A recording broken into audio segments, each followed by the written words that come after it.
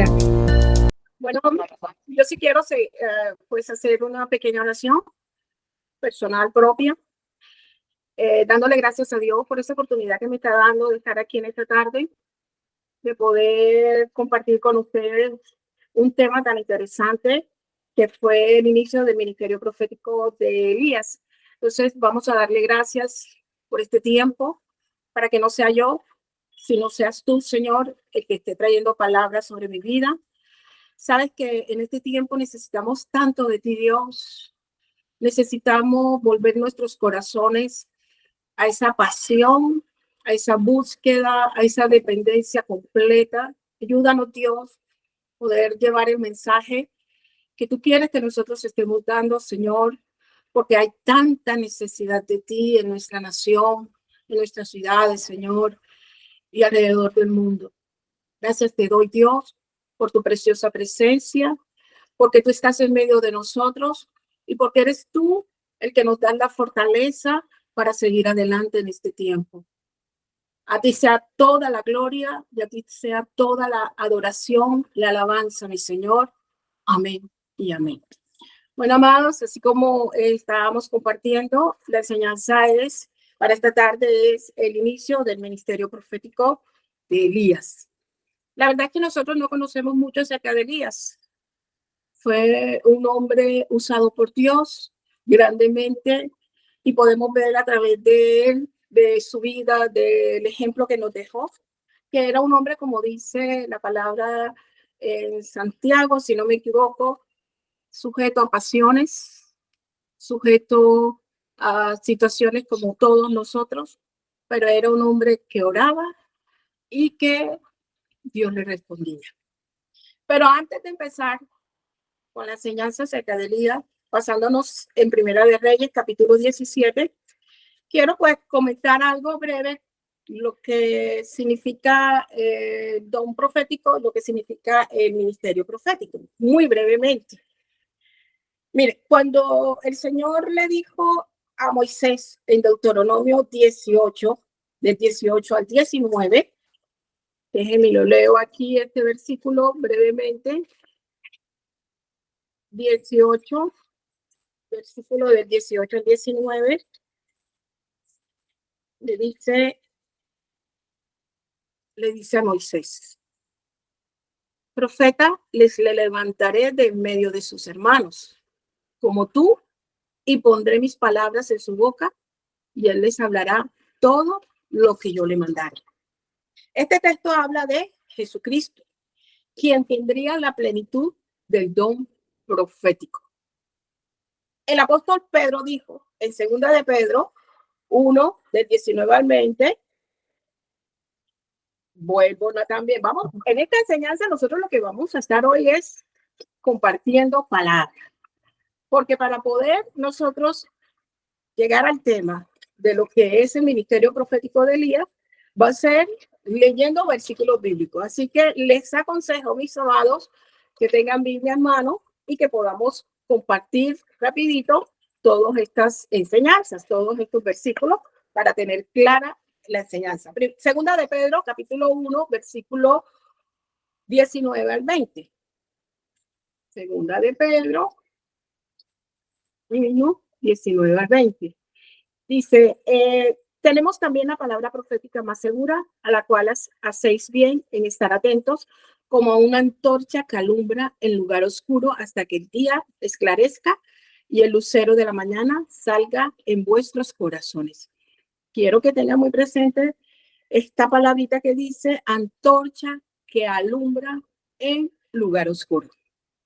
Pedro había tenido contacto pleno con Jesús y por eso aseguró que tenía la palabra profética más segura, refiriéndose a él, que es el verbo de Dios.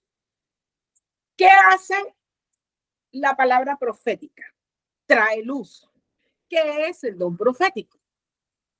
Dice, consiste en comunicar la voluntad de Dios, mientras que el ministerio profético es el oficio de los profetas. Sí sabemos que hay el don profético y está el ministerio profético. ¿Cuáles son los ministerios?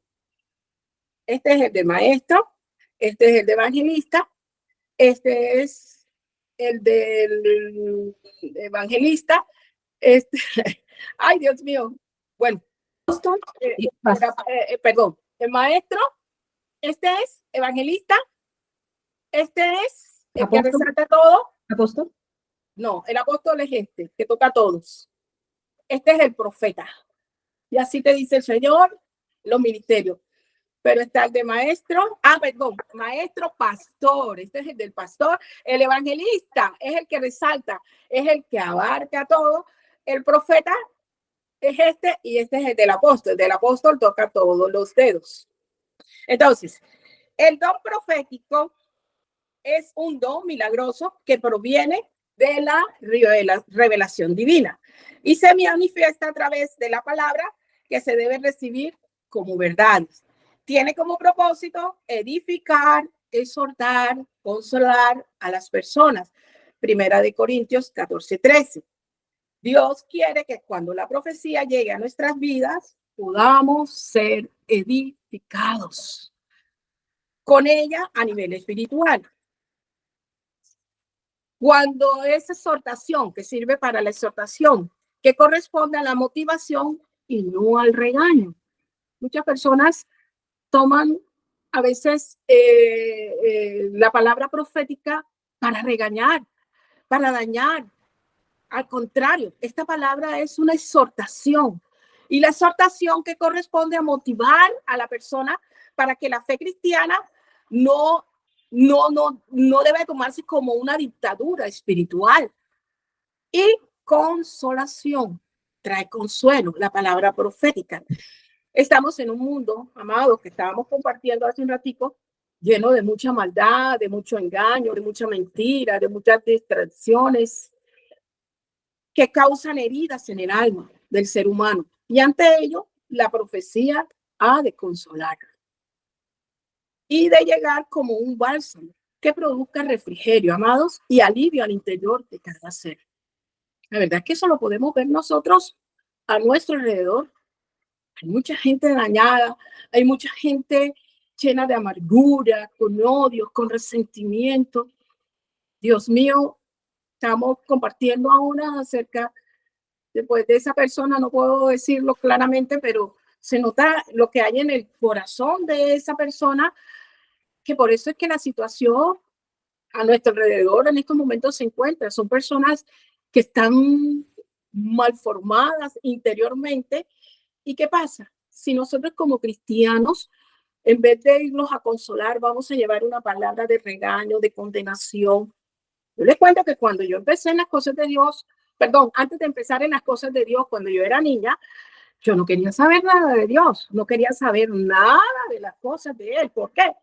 Porque resulta que yo tenía un familiar que ella venía a la casa y en vez de demostrarnos el Dios de amor, el Dios de perdón, el Dios de compasión, el Dios de misericordia que está en medio de nosotros, lo que me mostraba era el Dios de condenación, el Dios que castigaba si pecábamos, si hacíamos esto mal, y eso nos hacía a nosotros ¿qué? Vivir alejados de Dios. Pues esa situación en nosotros como creyentes tiene que cambiar. Y ese es el don profético. El ministerio profético es el oficio de los profetas que reciben mensajes de Dios y a través del Espíritu Santo se caracteriza ¿por qué? Porque denuncia el pecado, proclaman el juicio divino, anuncian la salvación, hacer predicciones en casos específicos, guiar y proteger al pueblo de Dios, recibir y transmitir el mensaje del Señor. En el Antiguo Testamento, los profetas tenían la autoridad suprema y revelaban la voluntad de Dios. En el Nuevo Testamento, el don de profecía se relaciona con la enseñanza de la verdad de Dios que ya ha sido revelada. ¿A través de quién? A través de nuestro Señor Jesucristo. Cuando nos referimos al profeta Elías, que ahí sí vamos nosotros a enfocarnos ya en la enseñanza de esta tarde, el inicio del ministerio profético de Elías, hablamos de un hombre lleno de fe, ¿verdad? Era un hombre que tenía fe. Porque un hombre, una persona que ore pidiéndole a Dios que pare la lluvia, es una persona llena de fe. Tremendo. De un hombre que le creyó a Dios y le honró en todo momento. Su testimonio no señala que era un hombre de un valor constante, celoso de la obra de Dios, fiel como pocos a la orden del Señor. Dios le dijo a Elías, escóndete en el arroyo de Kerit. ¿Y qué hizo él? Desde ahí enviaba a los cuervos para que lo alimentaran. Tremendo. ¿Qué hace Dios? Utilizar cuervos. ¿Saben ustedes lo que son los cuervos, verdad? Son animales que no son agradables ante nuestros ojos. Son animales que comen carroñas, que no son muy agraciados, lastimosamente.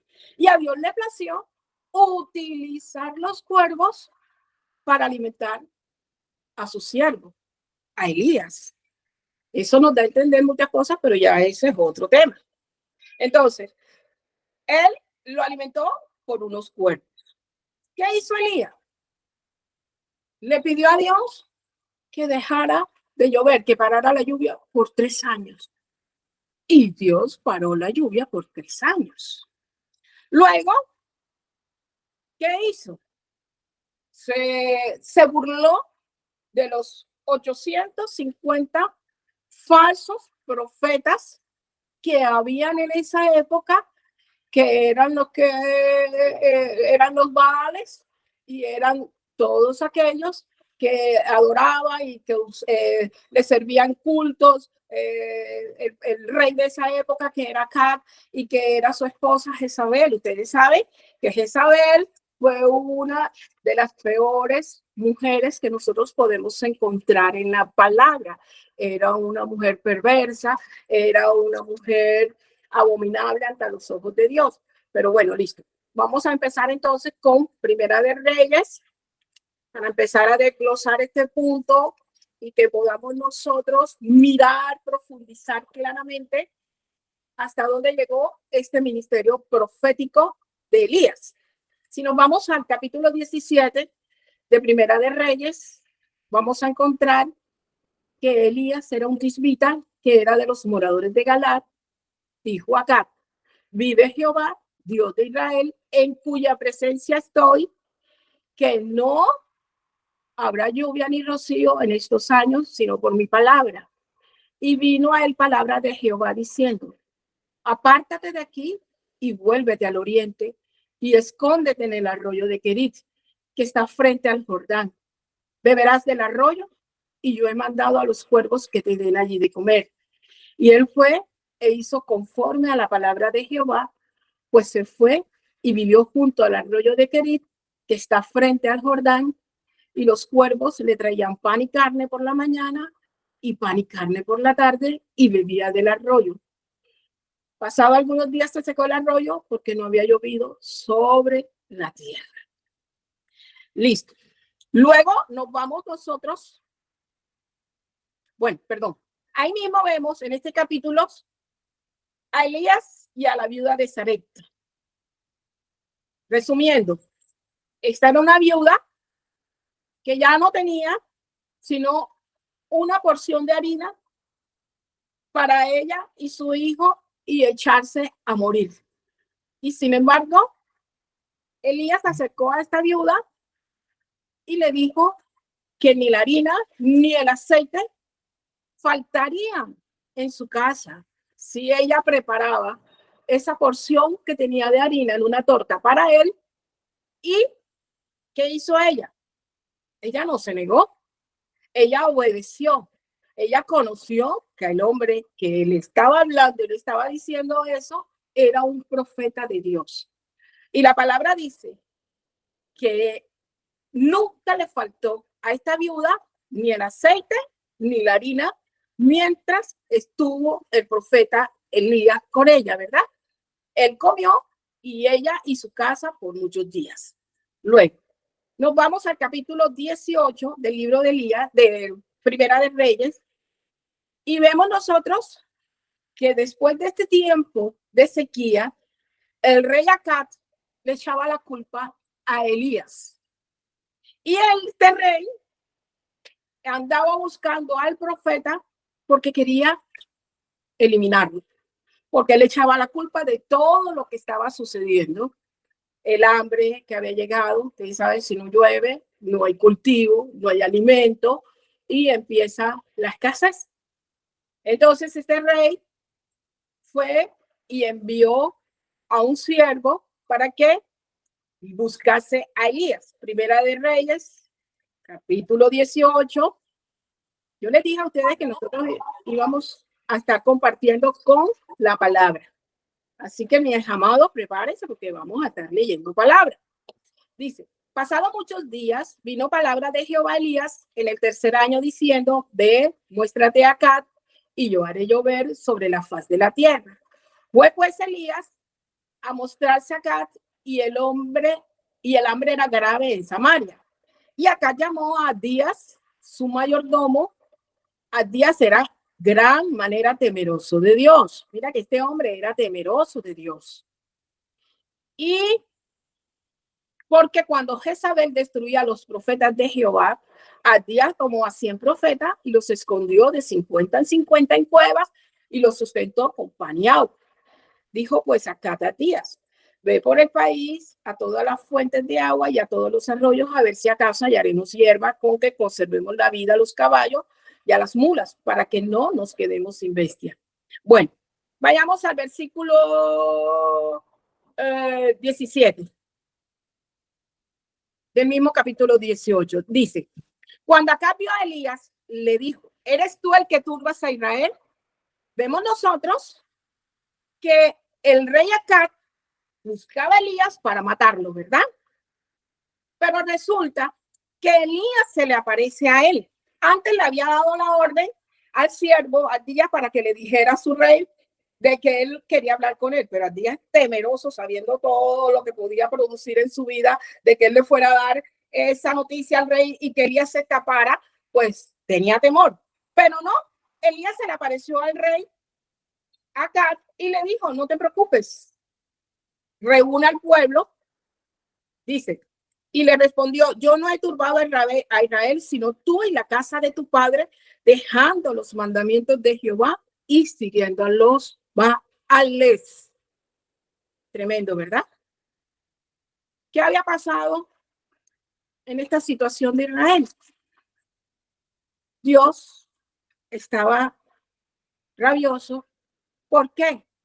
Porque el rey de esa nación había dejado a Dios, había dejado los mandamientos, la nación, muchos estaban siguiendo ¿a quién? A Baales.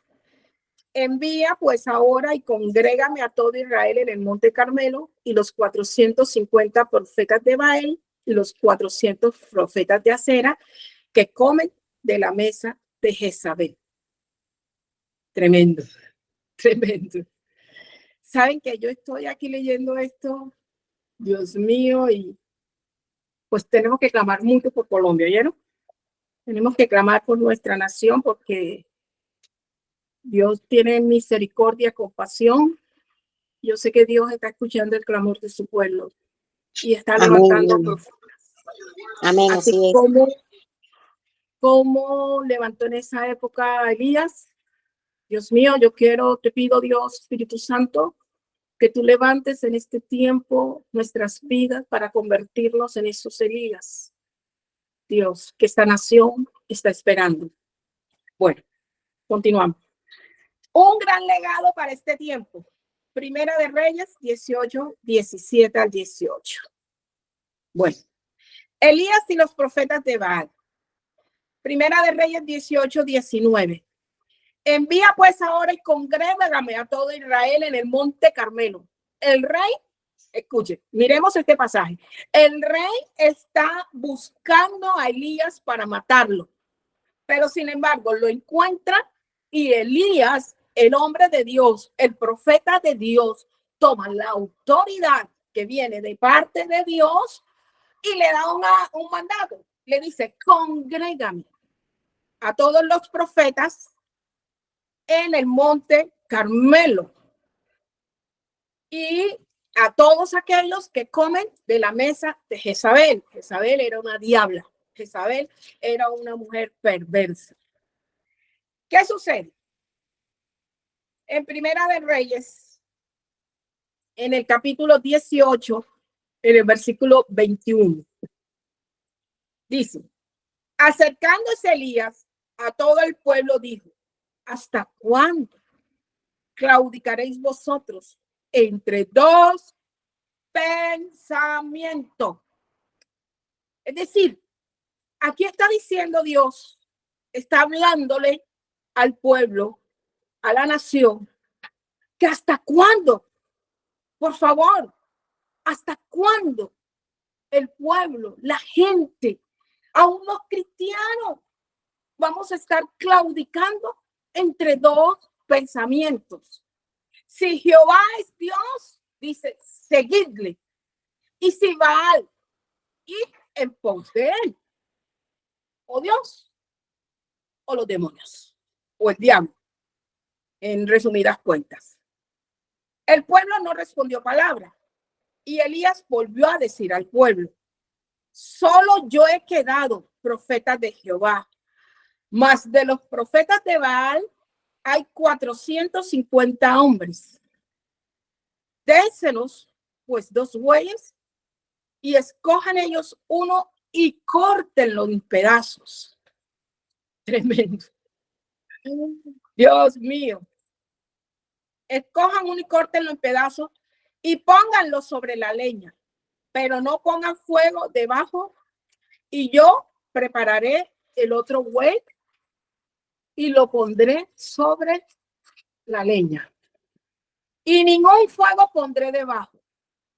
Invocad luego vosotros el nombre de vuestro Dios, y yo invocaré el nombre de Jehová, y el Dios que respondiere por medio de fuego, ese sea Dios. Y todo el pueblo respondió diciendo, bien hecho. Aquí vemos nosotros el pasaje de cuando Elías pone esta situación para llevar al pueblo al conocimiento pleno de quién es Dios, de lo que Dios puede hacer. Entonces, manda a poner 2 altares, uno donde esté una leña, pero que no pongan fuego debajo y coloquen el buey en pedazos, y otro donde esté el buey sobre la leña, pero que no haya fuego. Y dice, y yo invocaré el nombre de Jehová, y el Dios que respondiere por medio del fuego, ese sea Dios. Y el pueblo estuvo de acuerdo. Entonces,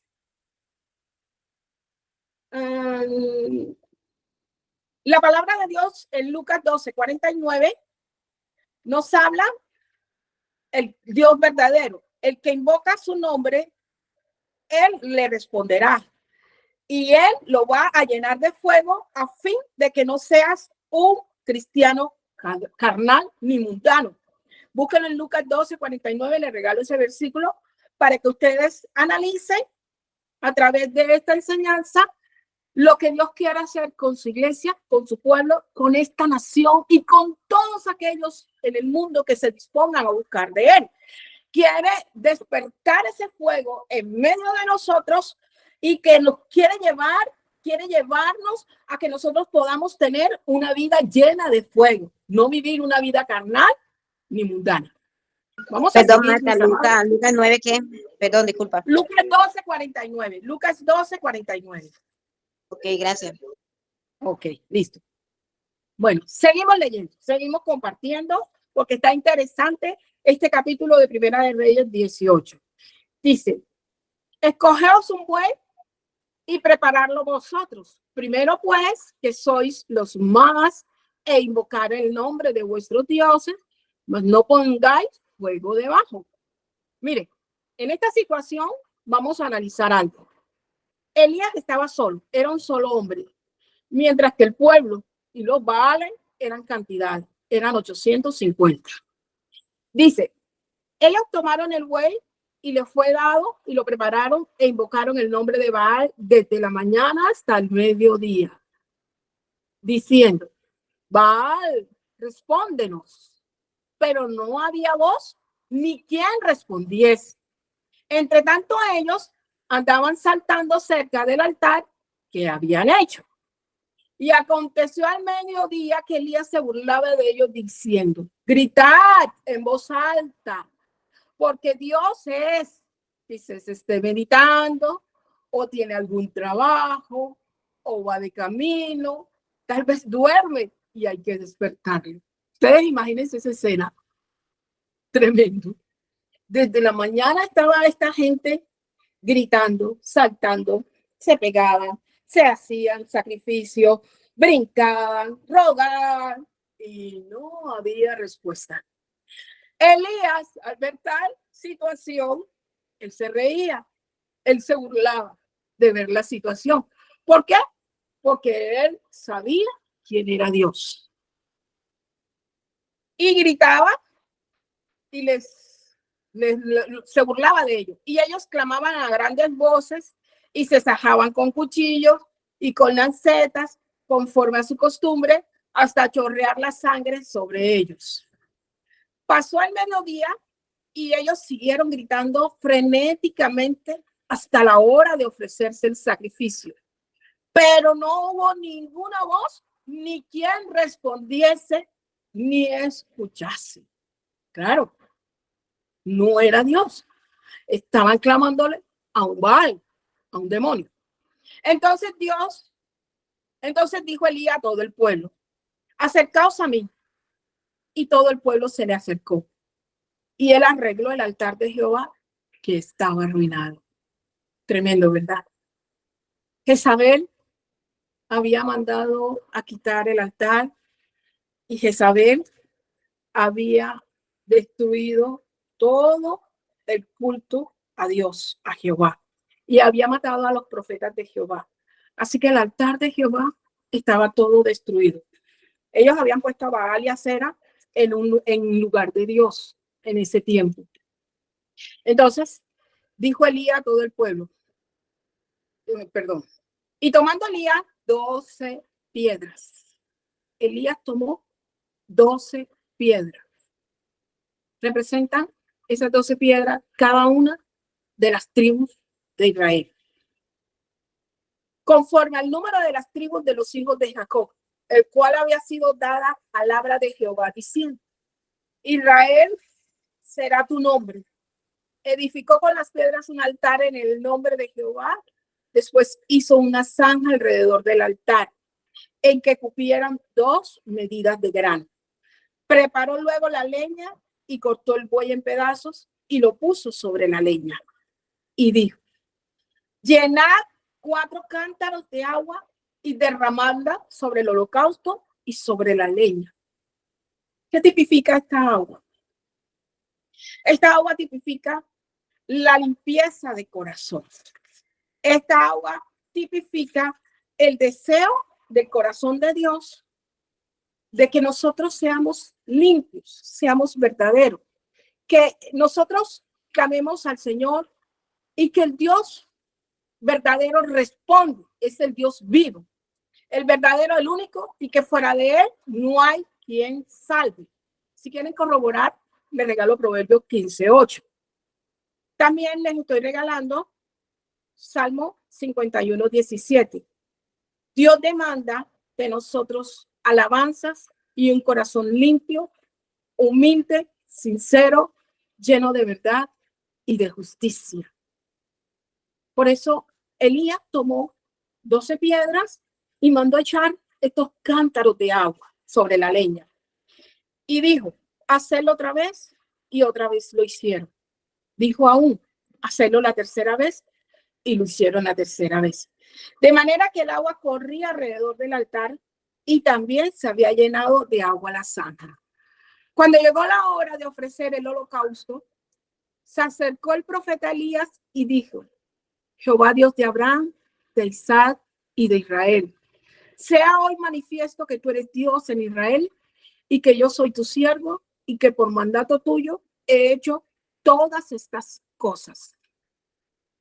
Elías le dice al Señor, respóndeme, Jehová, respóndeme para que conozca este pueblo que tú, oh Jehová, eres el Dios y que tú vuelves a ti el corazón de ellos.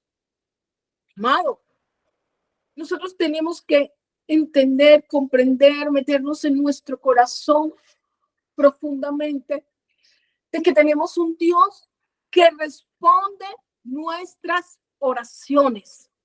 Un Dios que está mirando nuestro corazón y que Él va a responder la oración de nuestros corazones. Entonces cayó fuego de Jehová y consumió el holocausto, la leña, las piedras y el polvo, y aún lamió el agua que estaba en la zanja. Vemos cómo Dios manda ese fuego en este momento para volver el corazón del pueblo a Él y para que conocieran la mentira en la que estaban sumergidos por causa del engaño en que los tenía tanto el rey como su esposa Jezabel. Y vieron cómo cayó fuego del cielo y consumió el agua que estaba en la zanja. Viendo todo el pueblo, se postraron y dijeron, Jehová es el Dios, Jehová es el Dios. Entonces Elías les dijo, prended a los profetas de Baal para que no escape ninguno. Y ellos los prendieron y los llevó Elías al arroyo de Cisón y allí los degolló. Amados, yo creo que esta enseñanza en esta tarde nos está llevando a nosotros como iglesia, como ministros, como pueblo de Dios, a que verdaderamente nosotros tomemos una decisión en nuestras vidas. Y es que es el tiempo de llevar al pueblo, de llevar a las almas a que conozcan, a que verdaderamente Dios es Dios vivo y real. Dios que responde, Dios que escucha, Dios que cambia y transforma las circunstancias. Yo creo que esta es una palabra muy confrontativa para cada uno de nosotros y yo creo que es tiempo ya de volver el corazón de la gente a que verdaderamente busquen a Dios vivo. Cuando Dios en el versículo 37 y 38 le dice él, respóndeme, responde. Dios respondió. ¿Será que Dios en este tiempo querrá ver cristianos apagados? ¿Será que Dios querrá ver cristianos que estemos viviendo con tibieza?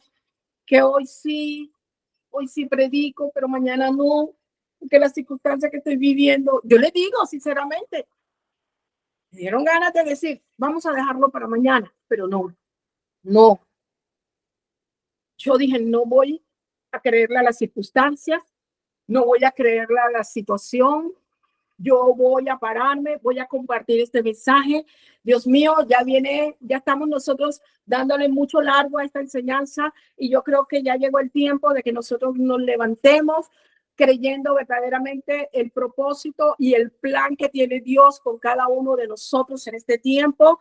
Y así como se levantó este hombre, que dice la palabra que era un hombre sujeto a pasiones como las nuestras. Porque si nosotros seguimos leyendo los otros capítulos que los motivos a que lo hagan, van a encontrar a un Elías que después que mató a este poco de demonios, los degolló, se fue a esconder tras una cueva, lleno de depresiones. Tremendo, ¿verdad? Porque una mujer lo amenazó. Díganme ustedes. Entonces, pero Dios lo usó a él en esa época para volver el corazón del pueblo que estaba equivocado al corazón de Dios, para que ellos conocieran que Dios era Dios. Y después que sucedió esto, porque después que fueron destruidos todos esos falsos profetas, dice que Elías oró por lluvia y le dijo al rey, ve, sube, come y bebe, porque una lluvia grande se oye. Se oye una lluvia grande. Y todavía no había ni siquiera una nubecita. Este era un hombre de fe, ¿verdad? Era un hombre que le creía a Dios. Era un hombre que creía en la palabra de Dios. Y él mandó a su siervo a que subiera 7 veces. Y a la séptima, por allá, bien lejos, vio una nubecita y se desató la lluvia que tanto estaban esperando. Dice, y aconteció estando en esto que los cielos se oscurecieron con nubes y viento y hubo una gran lluvia. Y subiendo acá vino a Jezabel y la mano de Jehová estuvo sobre Elías, el cual ciñó sus lomos y corrió delante de Acab hasta llegar a Jezreel. Bueno, mis amados, la verdad es que yo creo que Dios ha estado hablando tremendamente, empezando por mí, porque el primero que recibe cuando tenemos estas enseñanzas somos nosotros, somos los primeros en recibir. Y yo creo que llegó el tiempo de que nosotros ya nos dejemos de tanta bobada, tanta excusa, tantos argumentos para hacer lo que Dios nos ha mandado a hacer, porque con un propósito nos llamó Dios, nos escogió Dios. Amados, si estamos en esta tarde aquí reunidos, estamos porque es la voluntad de Dios, porque Dios nos ha reunido para hablarnos, porque Dios quiere darnos este mensaje. De pronto lo hemos leído o escuchado muchas veces, pero Dios habla de mil maneras, de muchas formas. Y hoy Dios ha estado hablando y manifestándonos su voluntad a través de esta enseñanza. Nuestra nación necesita de esos Elías. Nuestra nación necesita de gente que le crea a Dios y que le crea su palabra. Y que no tengamos temores, no tengamos miedo. Es tiempo de hablar, es tiempo de llevar ese mensaje profético a las vidas y a los corazones. Es tiempo de que nosotros nos levantemos en fe y podamos ir y llevar esa luz que está a través de nuestro Señor Jesús. Porque, como lo dice Lucas 12:49, por lo tanto, ahora tienes al Dios verdadero, invoca su nombre y Él te responderá, te va a llenar de fuego a fin de que no seas un cristiano carnal ni mundano. Y así como lo compartía hace un ratico, tenemos que tomar decisiones en nuestra vida. O seguimos a Dios o nos quedamos en el mundo. Saben lo que el mundo ofrece, ¿verdad? Los que estamos aquí, o de pronto algunos que tengan la oportunidad de escuchar este mensaje, el mundo no ofrece nada bueno. El mundo lo que ofrece es dolor, enfermedad, separación, etcétera, etcétera. Pero Dios nos está ofreciendo a nosotros una vida llena de esperanza, una vida de salvación, que es lo más importante para nosotros. ¿Por qué?